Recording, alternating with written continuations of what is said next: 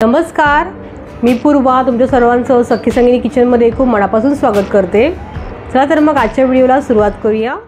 इथे मी स्टीलच्या बाउलमध्ये 2 कप मैदा घेतला आहे। आता यामध्ये 2 स्लाइस बटर घालूया। तुम्ही यामध्ये 2 चमचे तूप सुद्धा घालू शकता, परंतु या रेसिपीमध्ये बटरची टेस्ट ही खूपच छान लागते। आता यामध्ये 2 चीज क्यूब्स किसून घालायचे आहेत। आता यामध्ये थोडंसं मीठ घालायचं। आपण याआधी यामध्ये बटर व चीज घातले होते, तर या दोघांमध्येही मिठाचं प्रमाण हे असतंच, त्यामुळे मीठ हे कमीच घालायचं। चीज व बटर मैद्याला चांगलं हाताने चोळून घ्यायचं आहे।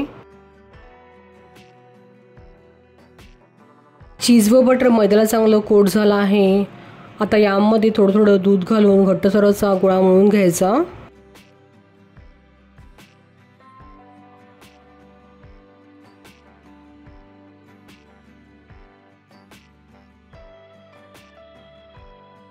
आता या ठिकाणी आपला घट्ट गोळा मळून झाला आहे। आता यातील थोडासा गोळा काढून घ्यायचा। हा गोळा आपल्याला लाटून घ्यायचा आहे।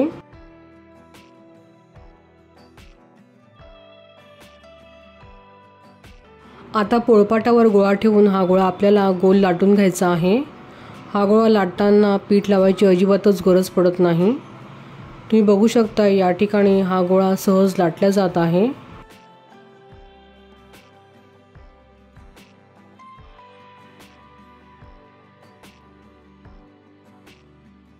या ठिकाणी मी हे जाडसर असं लाटून घेतलं आहे। व्हिडिओमध्ये दाखवल्याप्रमाणे मी याचे आवडीप्रमाणे शेप करून घेत आहे। तुम्ही तुमच्या आवडीनुसार या ठिकाणी शेप करून घेऊ शकता।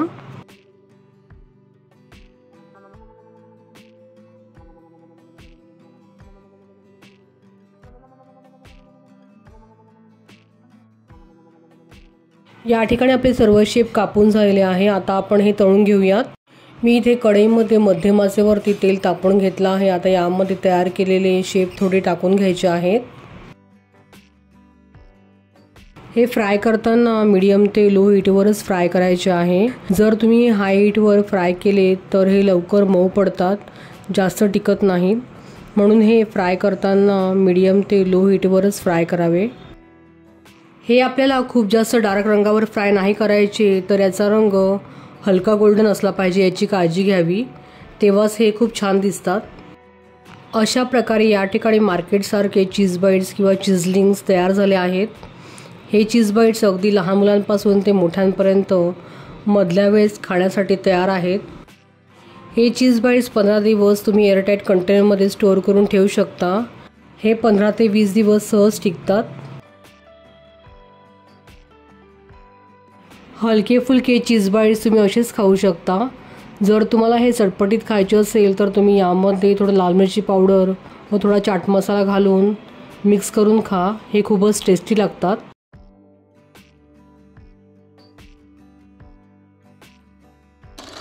इथे मी शेव करण्यासाठी 2 वाटी बेसन पीठ घेतलं आहे। मी हे पीठ गिरणीतून दळून आणलेलं आहे आणि मी हे पीठ चाळून घेतलेलं आहे। तुम्ही या ठिकाणी रेडीमेड बेसन पीठ सुद्धा वापरू शकता। आता या बेसन पिठामध्ये 2 चमचे तांदळाचं पीठ घालायचं, सोबतच 1 लहान चमचा लाल मिरची पावडर घालायची, चवीपुरतं यामध्ये मीठ घालायचं आणि आता हे सर्व जिन्नस एकत्र मिक्स करून घ्यायचं।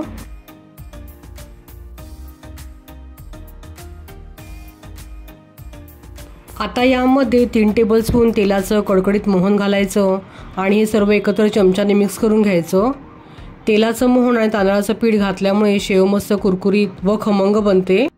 हे सर्व जिन्नस हाताने व्यवस्थित पिठामध्ये मिक्स करून घ्यायचं आणि थोडं थोडं साधं पाणी घालून सैलसर असं मिश्रण तयार करून घ्यायचं। या ठिकाणी शेव करण्यासाठी लागणारं मिश्रण तयार झालेलं आहे। आता आपण साच्याला तेल लावून घेऊयात। इथे मी बारीक शेव करणार आहे, त्यासाठी मी बारीक शेवेची चकती घेतली आहे। जर तुम्हाला जाड शेव आवडत असतील तर तुम्ही चकती चेंज करून घेऊ शकता।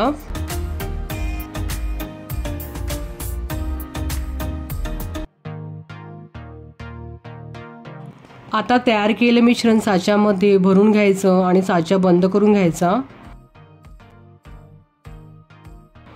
मी इथे सुरुवातीलाच तेल मध्यम आचेवर तापवून घेतलं आहे। आता यामध्ये थोडं मिश्रण टाकायचं। तुम्ही बघू शकता तेलामध्ये मिश्रण वर आलं आहे, याचाच अर्थ तेल व्यवस्थित गरम झालं आहे। आता यामध्ये साच्याने कडेने सुरुवातीला वेढा घेऊन नंतर मध्यभागी शेव सोडून घ्यायची। शेव तेलात टाकल्यावर जवळपास 10 सेकंद नंतर शेव पलटवून घ्यायची। जास्त वेळ तेलात ठेवल्यास ती लवकर लालसर येते आणि तेलात पलटवल्यावर सुद्धा लगेचच काढून घ्यायची। अशाच प्रकारे या ठिकाणी मी सर्व शेव काढून घेते। अगदी मार्केटमध्ये मिळते तशीच खमंग शेव तयार होते। तुम्ही बघू शकता या ठिकाणी फक्त 2 वाट्यांमध्ये भरपूर सारी शेव तयार झालेली आहे।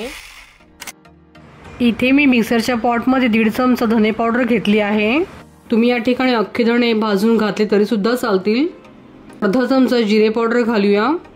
जिरे मी तव्यावर थोडे भाजून त्याची मिक्सरमधून पावडर तयार करून घेतली आहे। अर्धा चमचा चाट मसाला घालायचा। तुम्ही या ठिकाणी अर्धा चमचा आमचूर पावडर सुद्धा घालू शकता। या ठिकाणी मी अर्धा लहान चमचा हिंग घातली आहे। चमचाभर साखर ॲड करायची।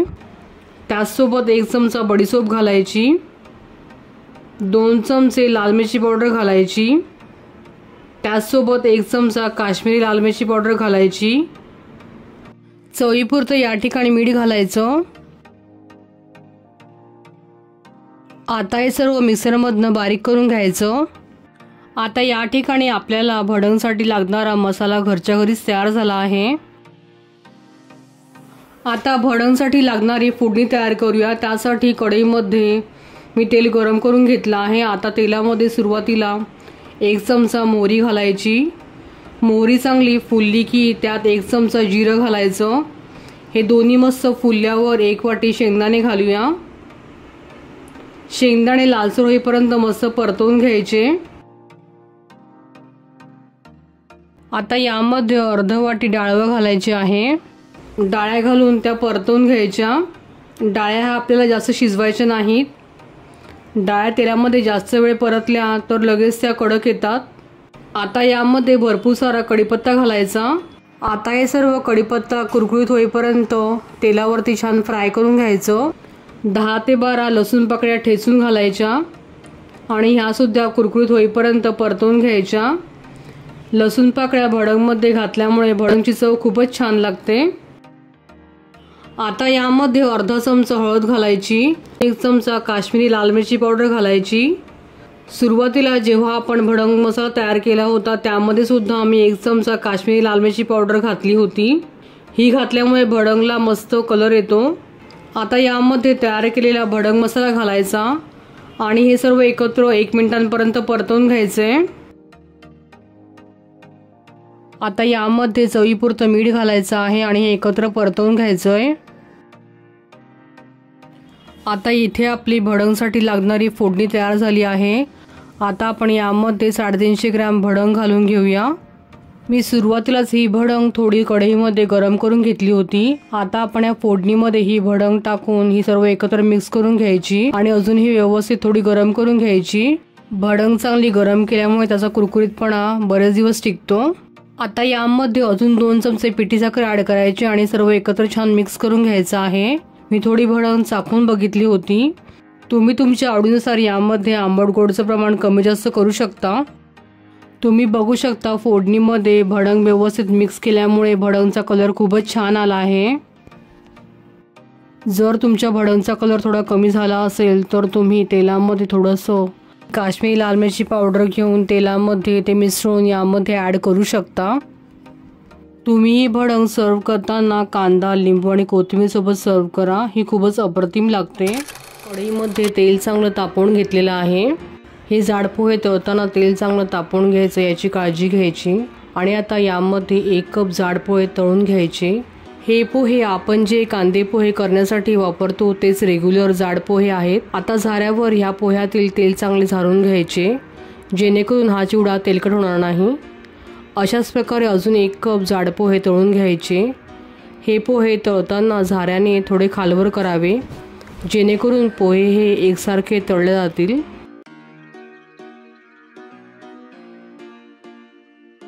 मी या ठिकाणी 2.5 कप जाड पोहे हे तळून घेतलेले आहेत। अशा प्रकारे जर तुम्ही पोहे तळून घेतले तर हा चिवडा कुरकुरीत व कमी तेलकट होईल।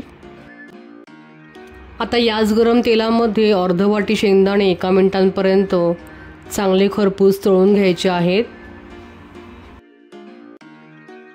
शेंगदाणे चांगले तळून झालेले आहे। आता आपण हे काढून घेऊयात।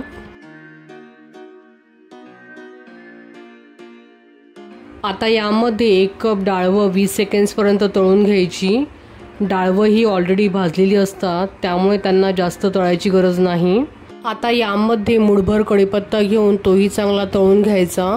मध्यम आचेवरती कढीपत्ता चांगला तळून घ्यायचा, म्हणजे कढीपत्ता थोड्या वेळाने कुरकुरीत येतो। आता हे सर्व तळून झाल्यानंतर यामध्ये आवश्यकतेनुसार 1 मोठा चमचा लाल मिरची पावडर घालायची, सोबतच चवीपुरतं मीठ घालायचे, 1 चमचा चाट मसाला घालायचा, सोबतच 1 चमचा साखर घालायची। तुम्ही या ठिकाणी साखरेऐवजी पिठी साखर सुद्धा घालू शकता। आता हे सर्व चमच्याने एकत्र मिक्स करून घ्यायचं। सर्व मसाले या पोह्यांना चांगले कोट झाल्यावरती या चिवड्याला थोड्या वेळाने मस्त कलर येतो। अशा प्रकारे आंबट गोड चटपटीत कमी तेलकट कुरकुरीत झटपट तयार होणारा मधल्या वेळेस खाण्यासाठी पोह्यांचा चिवडा तयार झाला आहे। हे मी 1 वाटी चिवड्यामध्ये वापरतो ती डाळ्या किंवा डाळवं घेतलेली आहेत। ह्या डाळ्या वजनी प्रमाणात 125 ग्रॅम आहेत। आता डाळ्यांना मिक्सरमधून बारीक करून घेऊयात।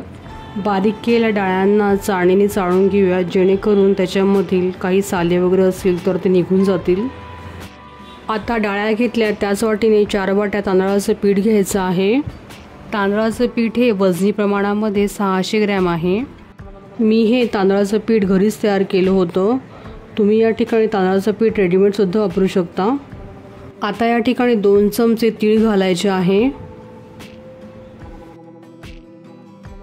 2 चमचे धणे पावडर घालायची,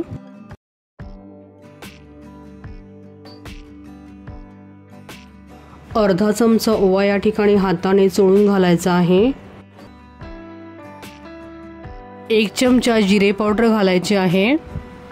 आता या ठिकाणी 2 चमचे लाल मिरची पावडर घालूया, त्यासोबत चवीनुसार मीठ घालायचं आहे आणि हे सर्व मसाले हाताने चांगले एकत्रित मिक्स करून घ्यायचे। या ठिकाणी सर्व मसाले आणि पीठ एकत्रित छान मिक्स झाले आहे। आता आपण यामध्ये कडकडीत तेलाचं मोहन घालायचं आहे।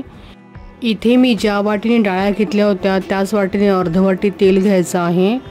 वजनी प्रमाणामध्ये हे तेल 50 ते 60 ग्रॅम आहे। आता हे तेल पिठामध्ये चोळून घ्यायचं, म्हणजे चकली ही एकसारखी तळली जाते, त्याचबरोबर खुसखुशीत सुद्धा होते। असा पिठाचा गोळा तयार झाला तर समजावं आपलं तेलाचं प्रमाण हे परफेक्ट झालं आहे। आता यामध्ये गरम पाणी घालून सुरुवातीला चमच्याने एकत्र मिक्स करून घ्यायचं आणि थोड्या वेळाने हाताने चांगल्यापैकी मळून घ्यायचं आहे। हे पीठ चांगले 1 ते 2 मिनिटं छान मळून घ्यायचं। तुम्ही जर या ठिकाणी थंड किंवा कोमट पाणी वापरले तर पिठाला चिकटपणा हा येणार नाही आणि चकल्या पाडताना तुटतील। पीठ चांगलं मळून झालं तेव्हाच आपल्या चकल्या पाडताना तुटणार नाहीत। अशा प्रकारे आपला पिठाचा गोळा तयार झाला आहे। आता थोडा गोळा घेऊन तो व्यवस्थित 1 ते 2 मिनिटांपर्यंत मळून घ्यायचा आणि त्याचा रोल तयार करून घ्यायचा। आता चकलीचा साचा घेऊन त्याला चकलीची प्लेट लावून साच्याला तेल लावून घ्यायचे।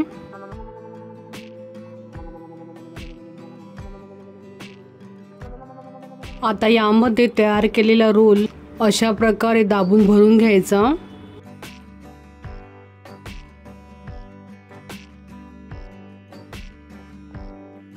आणि झाकण लावून घ्यायचं आणि ताटाला थोडंसं तेलाने ग्रीस करून त्यावरती हव्या त्या आकाराच्या लहान मोठ्या चकल्या पाडून घ्यायच्या।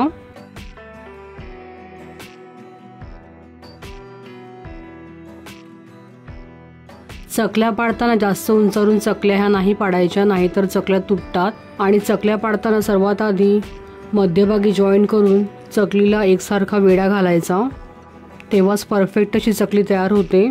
आणि शेवटचं टोक हे दाबून घ्यायचं। अशा प्रकारे इथे मी 5 चकल्या करून घेतल्या आहे। आता आपण ह्या चकल्या तळून घेऊयात। आता गॅसवर कढईमध्ये मध्यम आचेवरती तेल गरम करून घेतले आहे। आता यामध्ये सराट्याने एक एक चकली हळूवारपणे तेलामध्ये सोडून घ्यायची। जर तुम्ही तेलामध्ये चकल्या नीट तळल्या नाही तर चकल्या लगेच काढल्यानंतर लगेच नरम पडू शकतात। चकल्या ह्या थंड झाल्यावरती हवाबंद डब्यामध्ये भरून ठेवायच्या। मस्त कुरकुरीत चकल्या ह्या महिनाभर टिकतात। मी ह्या ठिकाणी अशा प्रकारे सर्व चकल्या तळून घेणार आहे। आता जवळपास 2 मिनिटांनंतर आता आपण ह्या चकल्या काढून घेऊयात। आता आपण पोहे भाजून घेऊ। त्यासाठी मी कढईमध्ये 2 चमचे तेल तापवून घेतले आहे। त्यामध्ये 1 लहान चमचा हळद घातली आहे। आता आपण यामध्ये पोहे घालूया। मी इथे पोहे भाजतानाच तेल आणि हळद घातली आहे, कारण तेल आणि हळद भाजताना घातल्यामुळे काय होतं, हळद ही एकसारखी पोह्यांना लागते। हे पोहे उन्हामध्ये मी 2 तासपर्यंत वाळवून घेतले आहे आणि पोहे चाळणीने चाळून यामधील सर्व पावडर काढून टाकली आहे। मी पोहे भाजण्यासाठी लाकडी चमच्याचा वापर केला आहे। लाकडी चमच्याने पोहे भाजल्यामुळे पोहे तुटत नाही। तर इथे मी अर्धे पोहे भाजून घेते। हे पोहे आपल्याला मध्यम आचेवर कुरकुरीत होईपर्यंत भाजून घ्यायचे। साधारण 6 ते 8 मिनिटांपर्यंत हे पोहे छान भाजून घ्यायचे। आता पोहे भाजून झाले आहे। आता आपण हे पोहे परातीमध्ये काढून घेऊ। अशाच प्रकारे उरलेले पोहे सुद्धा भाजून घ्यायचे आहे।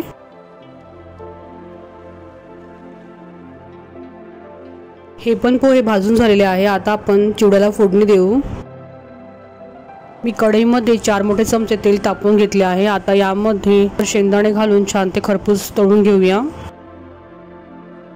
आता यामध्ये खोबरे घालूया। खोबरे गोल्डन रंग पण तळून घ्यायचं आहे। खोबरे जास्त तळायचं नाही, नाहीतर ते लगेच जळून जाईल।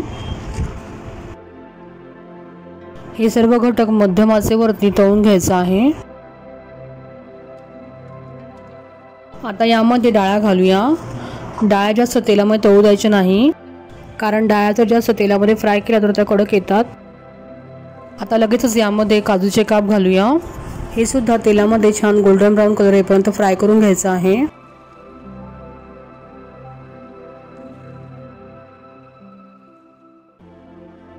आता यामध्ये अर्धा चमचा जिरे घालूया आणि 2 मोठे चमचे धणे घालूया आणि मस्त हे तेलामध्ये फ्राय करून घ्यायचं आहे।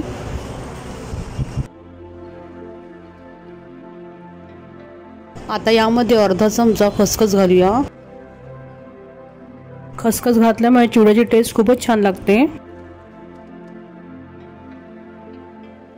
आता यामध्ये कढीपत्ता घालूया आणि कढीपत्ता छान कुरकुरीत होईपर्यंत फ्राय करायचा आहे।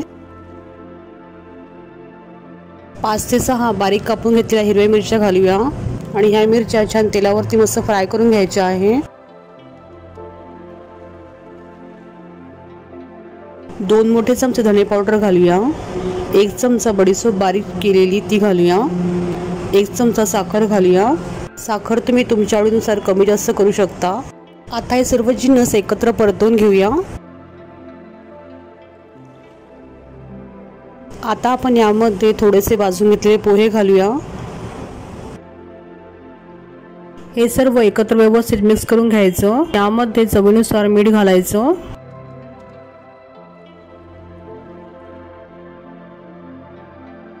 मीठ टाकल्यावरती पुन्हा हे छान एकत्र व्यवस्थित मिक्स करून घ्यायचं।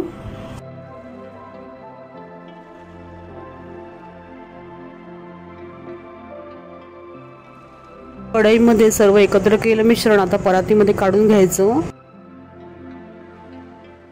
आता परातीमध्ये हे सर्व मिश्रण एकत्र चमच्याच्या सहाय्याने हळूवारपणे मिक्स करून घ्यायचं। तुम्ही पाहू शकता खमंग आणि कुरकुरीत असा चिवडा तयार झालेला आहे आणि चिवड्याला मस्त कलर सुद्धा आलेला आहे। हा चिवडा सहज हवाबंद डब्यामध्ये महिनाभर टिकतो। जर तुम्हाला माझ्या रेसिपीज आवडत असतील तर माझ्या चॅनलला लाईक, शेअर आणि सबस्क्राईब करायला विसरू नका। लवकरच भेटूया अशाच एका व्हिडिओसोबत सखी सगळी किचनच्या पुढल्या भागात। धन्यवाद।